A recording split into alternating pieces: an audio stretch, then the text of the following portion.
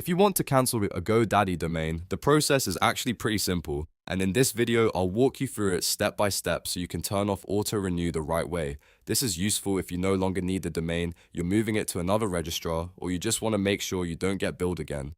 And before we jump in, if this video helps you out, make sure to hit like and subscribe for more quick tech tutorials like this. Alright, let's get into it. First, go to GoDaddy and sign into your account. Once you're logged in, look toward the top right corner of the page and click your profile icon. From there, choose Renewals and Billings. This is where GoDaddy keeps your active subscriptions and renewal settings, including your domain names. On the next page, look under the subscription section and find the domain you want to cancel. If you have multiple products, make sure you choose the correct domain so you don't accidentally change the wrong one.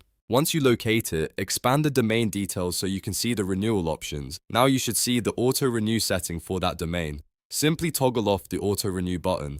Turning this off tells GoDaddy not to automatically renew the domain when the current registration period ends. After that, double check that the status has changed so you know the setting was saved correctly. If you want to be extra safe, review the expiration date so you know exactly when the domain will stop renewing. It's also a good idea to keep in mind that turning off auto-renew does not usually delete the domain immediately. Instead, it just prevents the next renewal charge from being processed. That means you'll still be able to use the domain until it reaches the end of its current term, unless you decide to transfer it or cancel other related services separately. If you're doing this because you no longer want the domain connected to your website, make sure you also check whether there are any other products tied to it, like email, hosting, or forwarding. Those may need to be handled separately depending on how your account is set up. And that's it. Once auto-renew is turned off, your GoDaddy domain is effectively set not to renew again automatically. If this tutorial helped, please give it a like, subscribe for more step-by-step guides, and I'll see you in the next video.